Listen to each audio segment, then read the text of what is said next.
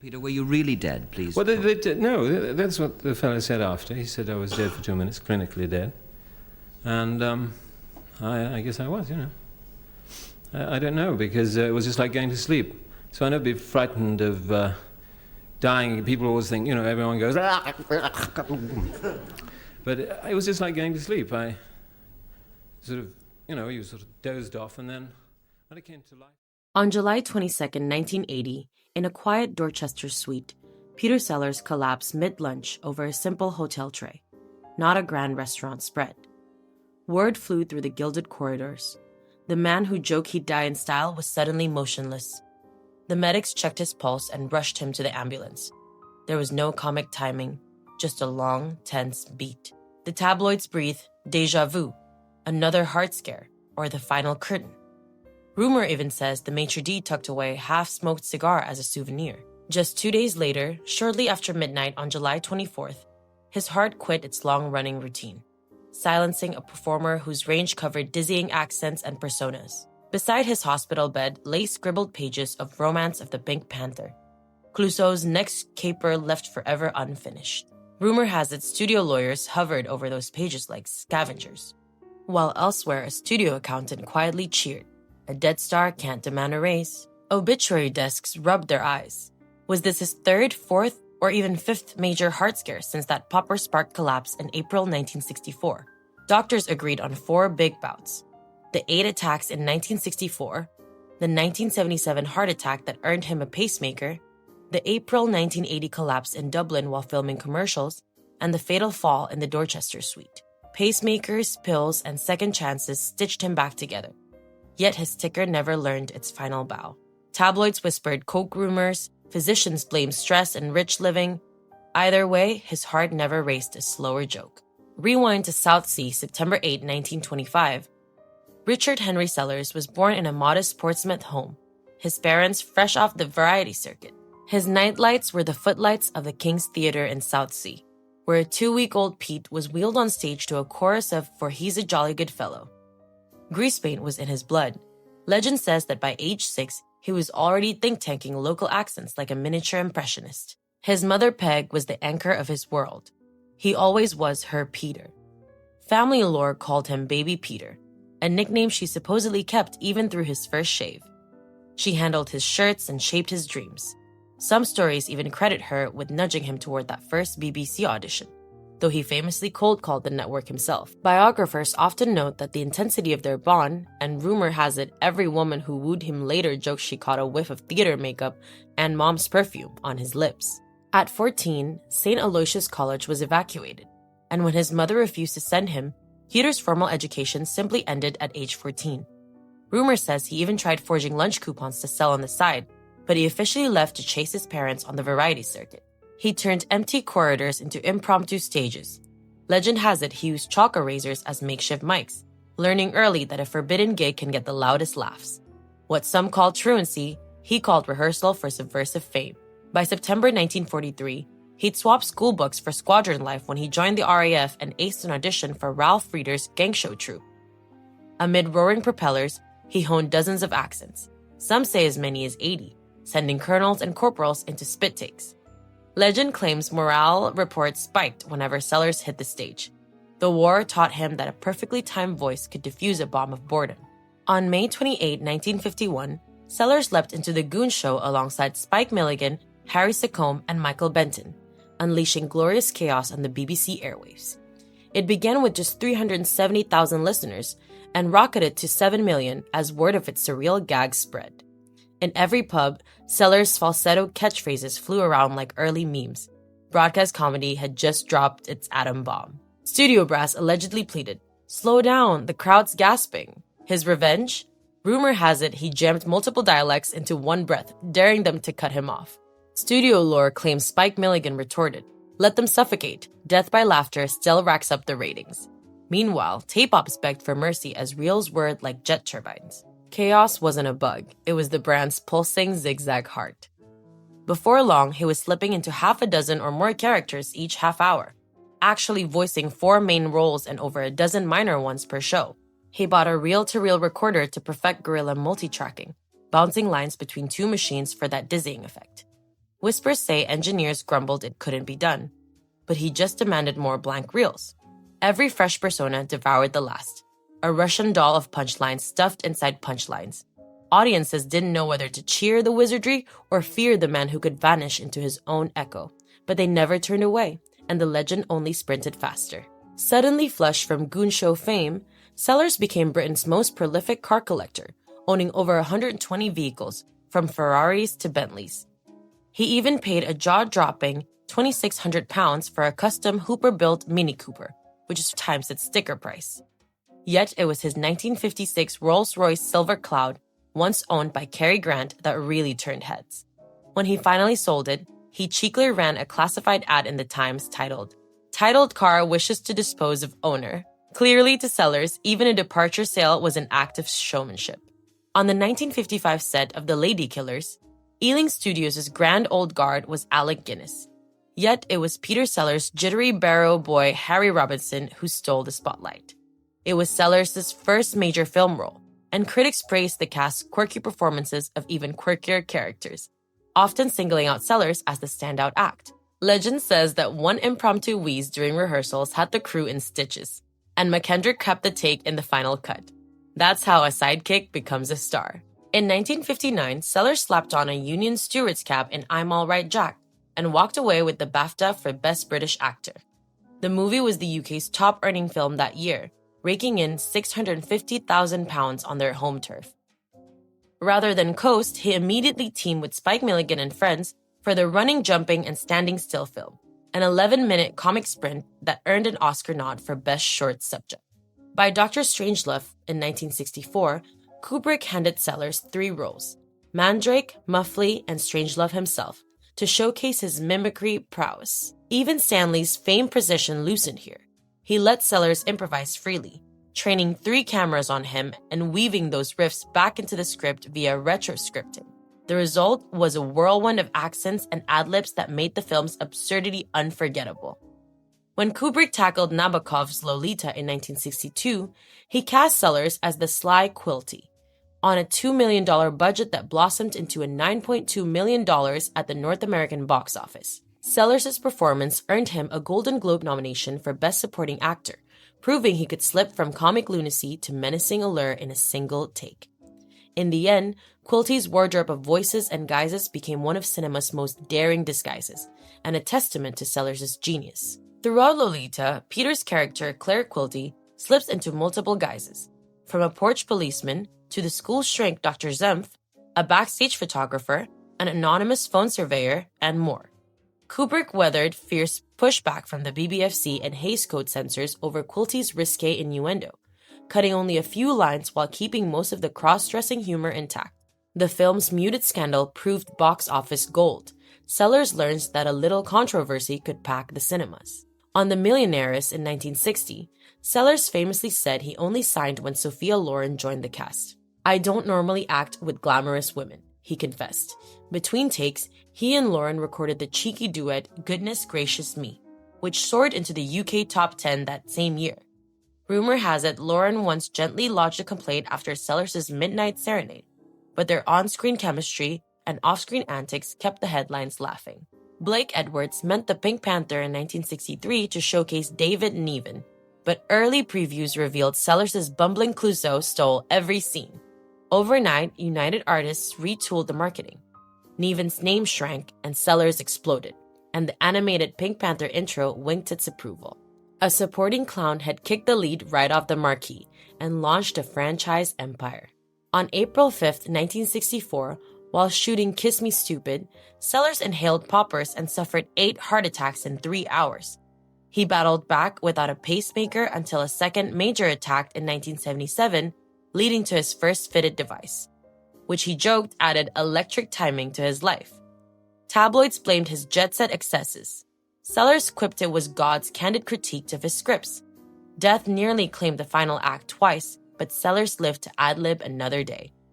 After those close calls, Sellers turned to astrologer Maurice Woodruff, consulting him before signing any new film and even dialing in tarot readings by phone. Studio chiefs balked at Woodruff's steep fees, reportedly over £100 a session. But box office returns kept proving the stars, both celestial and marquee, would align in Sellers' favor. He memorized horoscopes as hungrily as his scripts, convinced that fate enjoyed a bit of slapstick too. 10 days of newlywed bliss turned into a Roman nightmare. In early 1964, Sellers whisked Swedish starlet Britt Eklund to the Guildford Register's office, marrying her after knowing each other for barely 2 weeks. Their honeymoon at Rome's Excelsior Hotel ended with a paparazzi siege so loud he smashed the bedside radio to shut them up. Rumor has it he snarled, "Come and pick her up," into the hallway before dragging Eklund off the flashbulb battlefield. By the time cameras rolled on the Bobo, passion had curdled. 3 weeks into the Italian shoot, Sellers snarled at director Robert Parrish, "I'm not coming back after lunch if that bitch is on the set." And Eklund was promptly packed off home.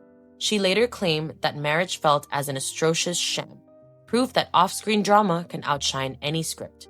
Back in London, Kubrick handed him Dr. Strangelove, 4 roles in 1 paycheck. Sellers sprained an ankle falling off the Bombay ladder, dodging the Texan pilot part that later became cinema legend.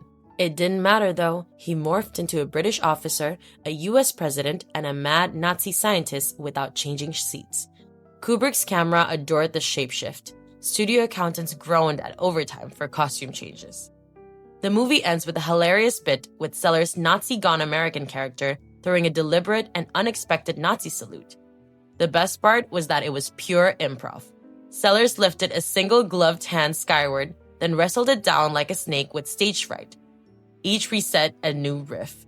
Kubrick nearly wrecked the scene laughing, and editors pleaded for a master shot, and Sellers served up a hall of mirrors. That final salute became history's darkest punchline. In December 1968, Eklund served Sellers with divorce papers on cruelty grounds and won a decree nisi on the 18th.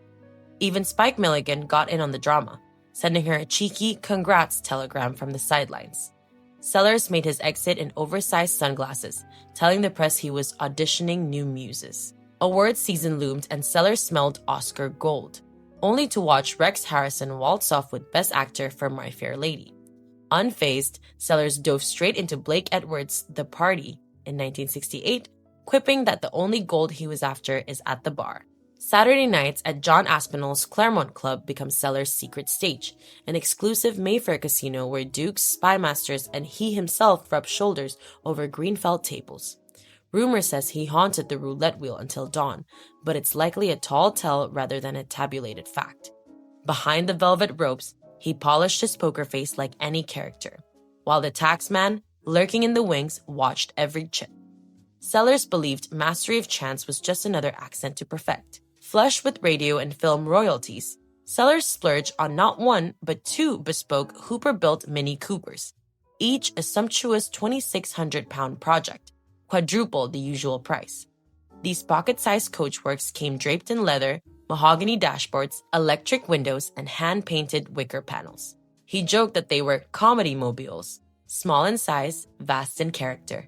His third walk down the aisle was at London's Caxton Hall on August 24, 1970, marrying a 23-year-old socialite, Miranda Quarry. Their high society romance fizzled into a 1974 divorce, clocking in just shy of 4 years. Ever the showman, Peters joked his epitaph should read, "Star of stage, screen, and alimony." In 1973, Sellers took a rare straight turn in Blockhouse, filmed entirely in Guernsey inside a bunker-like set and entered into the 23rd Berlin International Film Festival. On its initial release, the claustrophobic drama barely made a ripple. The critics were split, and it slipped into obscurity. Sellers himself stood by the film's tension, calling it a film for the connoisseurs of cinema, and hailing Clive Reese as every bit as good as Stanley Kubrick. When it resurfaced on home video in the 1980s, cinephiles rediscovered its haunting atmosphere, cementing its reputation as the oddball gem in Sellers' career. Off-camera, Sellers rarely shed his disguises. On the Pink Panther, he didn't just wear Clouseau's gear, he personally crafted the trench coat, hat, mustache, makeup, and all. For Dr. Strangelove, Kubrick parked 3 cameras on him to catch every spur-of-the-moment riff. Sellers improvised whole speeches, and Kubrick later wove those ad-libs into the screenplay in a process known as retroscripting. Rumor has it he'd hum Clouseau's theme between takes, which is proof that for Sellers, off-screen life was just another role to play.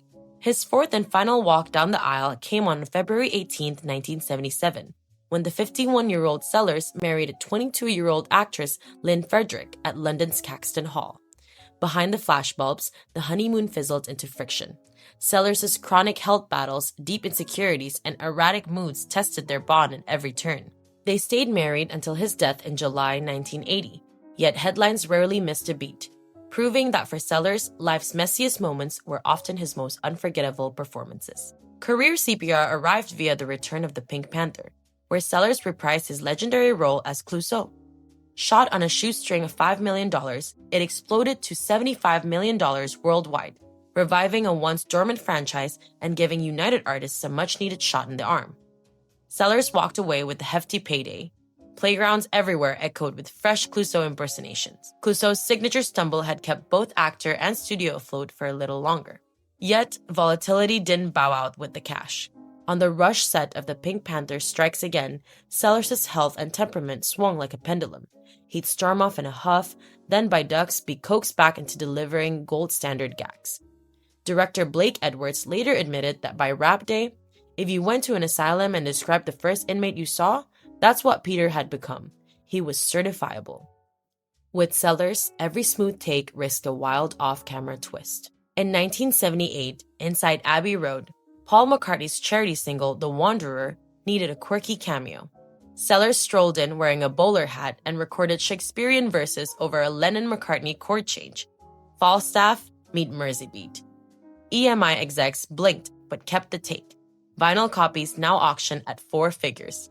McCartney later joked, Peter costs more than the orchestra, but he brings his own circus. Offstage, Sellers' ledger was battered by divorces, medical bills, and tax demands. When he died in July 1980, his estate totaled to £4.5 million, yet his 3 children each got a token of £800, while Lynn Frederick walked away with the rest. Even for the man who joked he paid for every laugh, life's accounting proved its harshest punchline. Artistic rebirth came with Hal Ashby's Being There, which opened on December 19, 1979. It was made for $7 million, and it hauled in $30.2 million stateside. Sellers championed the film from its earliest stages, bringing Jerzy Kosinski's novel to Ashby's desk in 1973 and persuading both author and director to back the adaptation. Behind Ashby's controlled eye and Caleb Deschanel's simple static shots, Sellers' painstakingly rehearsed deadpan walk and clip delivery filled every frame, transforming him from slapstick clown to quietly commanding everyman. Critics sniffed Oscar gold, and Sellers earned his second Best Actor nomination at the 52nd Academy Awards. Unlike today's blockbuster Oscar blitzes, the film's distributors United Artists ran only a modest, for your consideration Oscar campaign push for Being There, placing a few tasteful ads in Variety and The Hollywood Reporter to highlight the glowing reviews. Rumors still whispers that Sellers considered more eye-catching stunts. Some say he toyed with the idea of mailing magnolia sprigs into Academy voters. But nothing beyond the usual trade ads ever surfaced. True or not, his name stayed on the ballots until the final vote, which ultimately went to Dustin Hoffman for Kramer vs. Kramer. At the 37th Golden Globe Awards in 1980, Sellers traded Clouseau's trench coat for a tuxedo and took home the trophy for Best Actor in a Motion Picture, Musical or Comedy for Being There. Even without a recorded backstage toast, his win proved that no matter how quietly you played it, Peter Sellers still knew how to command a room. July's warmth turned to shock when Sellers checked into the Dorchester to pore over pages of his unfilmed Romance of the Pink Panther draft and instead keeled over with what doctors called his 4th major heart collapse, the one that took his life. He never signed another page. Word spread that his friends Lord Snowdon read Psalm 23 and Harry Secombe sang Bread of Heaven at the September Memorial, only for Spike Milligan to lean over and murmur to Secombe, I hope you die before me because I don't want you singing at my funeral. Sellers' final cue was to leave him laughing through their tears. When Sellers' will hit probate, it read like a courtroom drama. His widow, Lynn Frederick, walked away with roughly £4.5 million, while his children, Michael, Sarah, and Victoria, only got £800 each. Furious, Michael charged in his memoir that Frederick had strong-armed his father into sidelining his own kids, a revelation that set the tabloids ablaze. Yet those front-page battles ended in a legal shrug. The deathbed amendment was never filed, and the original will held firm, serving as Sellers' final, quirkiest punchline. Golders Green's chapels overflowed that July as Sellers' coffin rolled in beneath a canopy of floral wreaths. Canon John Hester led the service on the 26th. Then, true to Sellers' dark humor, Glenn Miller's In the Mood boomed through the speakers, leaving mourners giggling in disbelief. 14 years later, Lynn Frederick's ashes joined his at that very spot. Even in rest, Clouseau's shadow refused to vanish. Sellers' last caper never made it to the screen. He and Jim Maloney co-wrote 2 drafts of Romance of the Pink Panther. Rumor even had Sidney Poitier eyed to direct early on. And by 1980, Clive Donner's name sat on the final draft's cover sheet. Then Sellers died, and the project froze. United Artists instead cobbled together Trail of the Pink Panther in 1982 from Dusty Clouseau's outtakes. Yet the true romance, with Clouseau chasing a glamorous cat burglar, remains the franchise's most tantalizing what-if. In a scene worthy of Goon Show lore, 2 long-lost shorts, Death of a Salesman and Insomnia is Good for You, surfaced in 1996 when Park Lane Films was clearing out its offices and celluloid rolls turned up in a skip. Robert Farrow stashed the cans at home, forgetting their treasure until 2013, when he finally opened the brittle reels for a telesign skip. Cinephiles then flocked to the South End Film Festival on May 1st, 2014, to witness these half-hour gems at last. Decades after his death, Sellers' legend was just as strong as the day he first stepped in front of a camera. Thanks for watching. Don't forget to like and subscribe.